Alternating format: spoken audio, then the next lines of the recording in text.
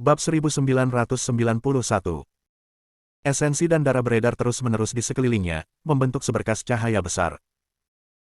Pada saat ini, energi dalam tubuh Ice Sword Immortal Venerable terus-menerus diangkut ke dalam esensi darah.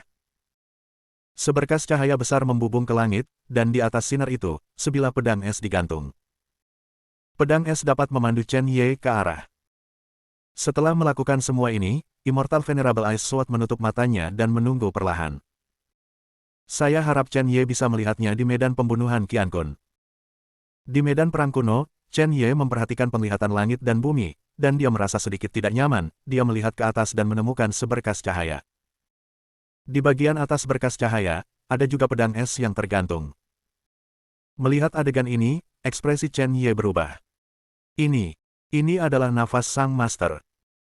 Pada saat ini, Chen Ye tidak ingin mencari kesempatan lagi. Dia datang ke Qian Kun Killing Domain untuk menemukan pedang es yang mulia. Sekarang dia melihat instruksi yang dikirim oleh Frozen Sword Immortal Venerable, dia tidak bisa lagi mengendalikan kegembiraannya. Dia harus segera meninggalkan medan perang kuno, tanpa ragu-ragu di sepanjang jalan, untuk menemukan pusaran hitam yang dia datangi sebelumnya. Melangkah satu langkah, menuangkan langsung ke pusaran hitam. Ketika dia membuka matanya lagi, dia menemukan bahwa dia telah datang ke istana yang bobrok. Apa tata letak pembangkit tenaga listrik aula jiwa? Apa perbedaan antara 49 sarkofagus di dalam dan sarkofagus di istana Qian Kun? Dia tidak berminat untuk menyelidiki sekarang. Datang ke pusaran hitam lagi dan memutuskan untuk membawa Jilin dan yang lainnya keluar dari gua untuk menemukan tuannya bersama. Untungnya, Raja Suci Abadi memblokir napas Chen Ye, jika tidak, pada saat itu, tubuh surgawi Dao jatuh dengan satu jari. Mengandalkan kekuatan Chen Ye saat ini, sama sekali tidak ada cara untuk melawan. Satu jari pasti bisa membunuh Chen Ye. Raja Suci Abadi telah diam-diam melindungi Chen Ye sebelumnya untuk mencegahnya terluka, dan beruntung dia menyadarinya kali ini. Kalau tidak, Chen Ye sudah menjadi orang mati. Chen Ye melangkah ke pusaran hitam dengan satu kaki. Segera, dia kembali ke tempat yang dia setujui dengan Jilin dan yang lainnya. Sebelum mendekati gua, Chen Ye menemukan bahwa pintu masuk gua dikelilingi oleh beberapa pria kuat di alam bukaan bintang. Domain pembunuhan Qian Kun akan segera ditutup, dan para perampok ini tahu bahwa para prajurit di domain pembunuhan memiliki peluang paling besar saat ini. Ini untuk dijarah. Selain itu, basis dan aura kultivasi Jilin dan yang lainnya tidak kuat. Bagi mereka, sama sekali tidak mungkin untuk membalas. Chen Ye berjalan menuju bintang-bintang kuat di alam aperture. Yang terakhir jelas juga menemukan Chen Ye, tetapi orang-orang ini tidak melangkah ke medan perang kuno wilayah pembunuhan Qian Kun. Mereka juga tidak berasal dari wilayah barat, jadi tentu saja mereka tidak tahu identitas Chen Ye. Orang pertama menatap Chen Ye, dan menemukan bahwa pihak lain tidak berada di alam ciptaan, jadi dia tersenyum. Nak, berhenti untukku. Namun, langkah Chen Ye tidak berhenti sama sekali. Ini membuat pembangkit tenaga listrik Star Aperture Realm agak terdiam. Bisakah Anda memberi mereka sedikit martabat untuk perampokan? Setidaknya tunjukkan sedikit kepengecutan. Ketika Chen Ye melihat Jilin, Leng Yan dan yang lainnya, dia menghela nafas panjang. Pada saat ini, Jilin sedang duduk di atas batu, memandang orang-orang di depannya dengan jijik sambil makan. Dia menjaga Yan Kun di sampingnya, niat membunuh kental. Xiao Kunzi, aku tidak ingin membuang darahku, kamu bisa melakukannya. Sebelum kata-kata itu bisa diucapkan, Jilin menemukan sosok Chen Ye, dan berdiri dengan cepat, dan berkata dengan penuh semangat, Chen Ye, kamu terlalu pandai menipu orang, pergilah sebentar, sudah berapa lama? Jika kamu tidak kembali, aku akan menjadi tua. Juga, rambut-rambut kecil yang beraneka ragam ini datang gelombang demi gelombang, yang membuatku kesal setengah mati. Mendengar Jilin menghinanya seperti ini, para perampok bukaan bintang itu menjadi pucat pasi. Chen Ye tersenyum, berjalan menuju Jilin, dan berkata kepada Yan Kun. Yan Kun, orang-orang ini diserahkan kepadamu, memberimu kesempatan untuk pamer. Untuk orang-orang ini, Chen Ye tidak ingin melakukannya. Ini hanyalah awal dari bukaan bintang. Yan Kun menatap Chen Ye tanpa berkata-kata, dan dia bahkan tidak ingin mengambil tindakan terhadap orang-orang ini. Hanya saja dia mendengarkan kata-kata Chen Ye, berdiri selangkah demi selangkah, memandang para pejuang ini, dan berkata dengan dingin, kalian, mari kita bertindak bersama. Kepala pembangkit tenaga listrik surgawi lapisan ketiga dari Star Aperture Realm mengerutkan kening. Pria jelek ini benar-benar terlalu meremehkan mereka. Bagi mereka, itu benar-benar penghinaan. Bagaimana mengatakannya, mereka juga kuat di benua Lingwu. Karena kelompok orang ini sangat menginginkan kematian, mari kita lakukan bersama. Setelah kata-kata itu jatuh, beberapa sosok bergegas keluar dalam sekejap. Yan Kun mengerutkan kening, dan jejak kemarahan melintas di matanya. Kemudian mengepalkan tinjunya dan membuat suara berderit, dan sosok seluruh orang tiba-tiba bergegas pada saat ini. Ketika dia bergegas, dia datang ke sisi dua prajurit Aperture Bintang. Kecepatan Yan Kun begitu cepat sehingga tak satu pun dari kedua prajurit itu bisa melihat dengan jelas. Pada saat ini, tiba-tiba ada rasa sakit yang tajam di perut mereka. Engah. Mereka berdua menyemburkan seteguk darah, dan seluruh tubuh mereka jatuh ke tanah. Bunuh instan dengan satu pukulan. Tidak ada perubahan di wajah Chen Ye. Jika orang-orang Qian Kun tidak bisa memecahkan bahkan dua alam bukaan bintang, mereka tidak akan menguasai seluruh benua Lingwu pada awalnya. Namun, pria kuat di kepala itu benar-benar terpana. Hanya dalam satu napas, dua prajurit Aperture Bintang langsung terbunuh. Ini terlalu palsu. Itu membuatnya merasa tidak nyata, dan firasat buruk muncul di hatinya. Benar saja, setelah Yan Kun berurusan dengan mereka berdua, dia tidak menyerah, tetapi malah bergegas menuju para pejuang itu. Yan Kun seperti serigala seperti domba dalam kawanan, mengambil satu orang di setiap napas. Dalam waktu kurang dari 10 napas, hanya orang terkemuka yang tersisa di antara orang-orang yang merampok. Tim perampok yang telah dibawa ke depan, kembali ke sebelum pembebasan dalam sekejap. Pada saat ini, pria yang memimpin tidak bisa berpikir terlalu banyak, dengan bunyi gedebuk, dia berlutut tepat di depan Yan Kun. Dia tahu bahwa kali ini dia benar-benar ditendang ke pelat besi, dan dia tidak tahu apakah dia bisa bertahan. Chen Ye meliriknya, dan kemudian berkata langsung, bunuh.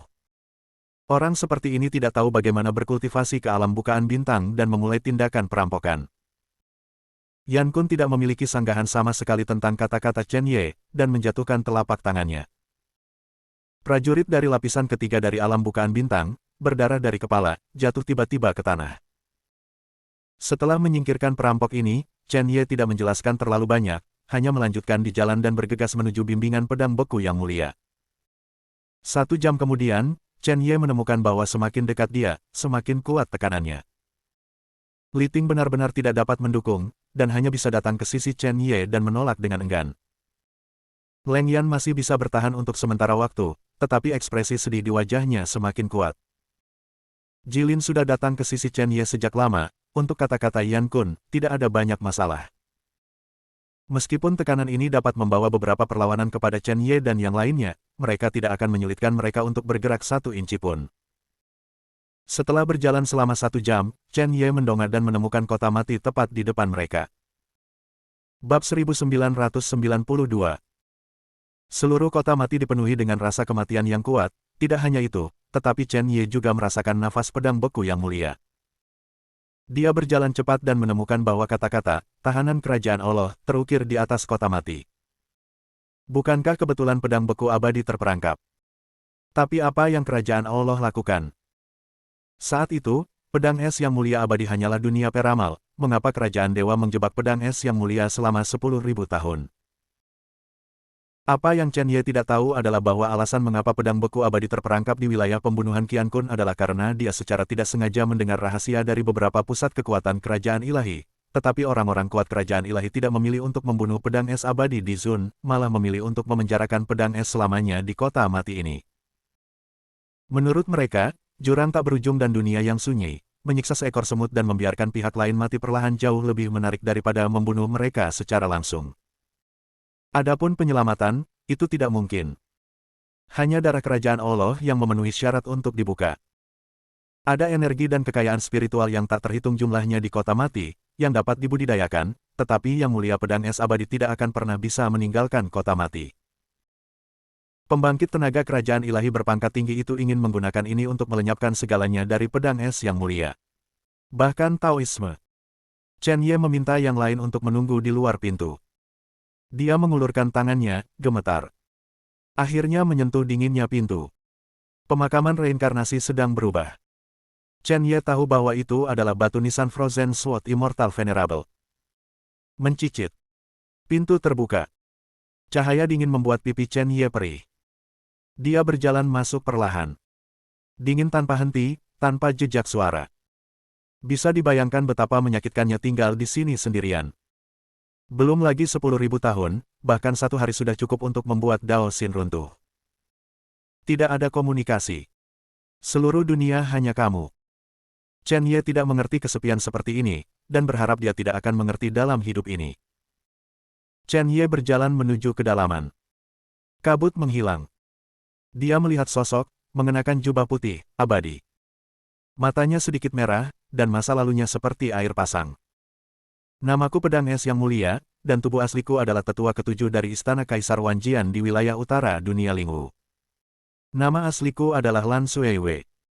Saya penguasa Istana Kunlun Su Guang. Sekarang saya Kunlun Su diserang oleh Sekte Pedang Darah, dan saya harus menghadapi serangan dari beberapa alam Taois dan puluhan alam primordial. Kamu berasal dari keluarga Lingwu yang mana? Juga tidak. Tidak apa-apa, aku akan membantumu. Nak, untuk tuanmu, aku akan mengajarimu seni pedang Istana Kaisar Wanjian. Kamu melakukan ini salah, kamu kurang kontrol, mulai dari awal lagi. Guru, ingat, Anda adalah kepercayaan saya dan harapan kita semua. Guru akan menghilang, saya harap kita dapat memiliki kesempatan untuk bertemu. Saya hanya tidak tahu kapan pertemuan itu akan diadakan, dan apakah saya dapat mendukung waktu itu. Saya tidak menyesal sebagai seorang guru. Penyesalan terbesar adalah saya tidak melihat Anda menginjakkan kaki di puncak benua Lingwu. Masa lalu memudar. Chen Ye berhenti. 4 mata. Dia melihat tubuh pemakaman reinkarnasi pertama yang maha kuasa. Bernama Blue Blood Moon, juga dikenal sebagai Ice Sword Immortal Venerable. Kali ini, akhirnya bukan pikiran ilahi. Chen Ye tahu bahwa setiap orang hebat di pemakaman reinkarnasi itu baik dan tidak mementingkan diri sendiri. Tanpa mereka, dia sudah lama jatuh di jalan seni bela diri. Dan yang harus dia lakukan adalah menyelamatkannya dengan cara apapun. Pada saat ini, pedang es yang mulia juga melihat Chen Ye, dan matanya berangsur-angsur menjadi lembab. Dia tertawa. Bagus. Dia pikir dia akan terjebak di kota mati selama sisa hidupnya, tetapi muridnya akhirnya datang. Menguasai. Saat Chen Ye hendak melangkah keluar, 2 berkas cahaya putih tiba-tiba muncul di atas kehampaan. Sinar cahaya langsung menyelimuti Chen Ye, dan seberkas cahaya lain menyelimuti pedang es yang mulia. Pedang es yang mulia berbicara, tapi Chen Ye tidak mendengar suara apapun. Jelas basis budidaya tidak cukup. Keduanya begitu dekat, tetapi mereka seolah berada dalam 2 ruang dan waktu. Chen Ye mengambil pedang iblis darah dan tombak iblis. Dia harus menemukan cara untuk memecahkan batasan ini, jika tidak mereka akan terjebak di sini, dan tidak akan pernah ada cara untuk menyelamatkan tuannya. Pedang Gorfin meledak menjadi cahaya yang menyilaukan, dan sebuah pedang tiba-tiba jatuh. Pedang Gorfin jatuh di bawah sinar putih, tetapi sinar itu tidak bergerak, bahkan tidak ada retakan yang muncul. Tombak iblis penghukum surga jatuh dalam sekejap, dan energi pedang dan niat tombak mengalir terus-menerus dalam pembatasan. Ledakan, ledakan, ledakan. Kamu menggunakan semua kekuatannya, tetapi tidak ada yang berhasil, seberkas cahaya tampaknya bertahan selamanya. Tidak peduli seberapa kuat Chen Ye pecah, itu tidak akan membantu. Hati Chen Ye berangsur-angsur menjadi sedikit kesal. Dia hanya 1 langkah menjauh dari tuannya, tetapi dia tidak pernah bisa melangkah keluar. Di belakang Chen Ye, energi iblis tak berujung melonjak, membuat ledakan kebisingan. Darah para dewa, semangat Gengjin, dunia pembunuhan. Kartu truf yang tak terhitung jumlahnya meletus secara langsung. Energi iblis di pedang Gorfin menyembur keluar dengan gila-gilaan, dan niat pedang abadi benar-benar meletus pada saat ini. Chen Ye mengangkat lengannya dan mengayunkan pedangnya, dia tidak percaya, dia tidak bisa mematahkan sinar cahaya. Leng Yan dan Li Ting keluar membawa Jilin dan terus mundur. Momentum yang Chen Ye meledak dari dalam terlalu menakutkan. Mereka benar-benar tidak bisa melawan, dan hanya Yan Kun yang bisa menolak dengan enggan. Cahaya pedang mendarat di sinar cahaya, dan dengan ledakan, ada ledakan, tetapi sinar cahaya itu masih tidak merespon sama sekali. Mata Chen Ye merah, dia menarik senjatanya, dan meninju penghalang satu persatu. Seperti orang gila. Dia memasuki domain pembunuh Qian Kun begitu lama, hanya untuk menemukan pedang es yang mulia. Tapi sekarang setelah kita bertemu, jaraknya sangat jauh. Dia tidak ingin menanggung rasa sakit seperti ini. Wah, kekerasan saja tidak cukup. Jika kamu ingin menghancurkan penjara kerajaan Tuhan, hanya mereka yang dipilih oleh kerajaan Tuhan yang memiliki kesempatan untuk masuk. Pada saat ini, di pemakaman reinkarnasi, ada suara angin dan udara yang jernih. Suara Feng Qing yang baru saja jatuh, dan dia terus berkata, kamu telah merangsang bagian dari darah reinkarnasi, kamu dapat menggunakan darah reinkarnasi untuk memadatkan tanda api ilahi. Ketika Chen Ye mendengar kata-kata Feng Qing Yang, dia sedikit mengangguk, dan pembuluh darah reinkarnasi beredar di tubuhnya, dan pembuluh darah ilahi Cichen terus mengalir. Di dahinya, tanda merah menyala muncul. Pada saat tanda merah menyala muncul, Chen Ye merasakan sedikit fluktuasi dalam pengekangan. Mata Chen Ye bahagia, dan dia melangkah keluar, berjalan keluar dari batasan, dan datang ke Frozen Sword Immortal Venerable. Menguasai. Sama seperti Chen Ye ingin berlatih kekuatan master dan magang, pedang beku abadi melambaikan tangannya, dan kekuatan tak terlihat menghalangi Chen Ye. Guru, Anda dan saya tidak perlu memberi hormat seperti ini. Pada saat ini, pedang beku abadi memandang Chen Ye dengan ekspresi lega, jika bukan karena kuburan reinkarnasi, mereka berdua tidak akan memiliki persimpangan. Terlepas dari apakah Chen Ye dapat membawanya pergi atau tidak, selama dia memiliki niat ini, itu sudah cukup. Tuan, aku akan membawamu pergi sekarang. Begitu suara Chen Ye jatuh, pedang beku abadi sedikit mengangguk, tetapi ketika mereka berdua akan keluar dari larangan, mereka menemukan bahwa dia bisa keluar tanpa cedera. Frozen Sword Immortal Venerable hanya bisa terjebak di dalam.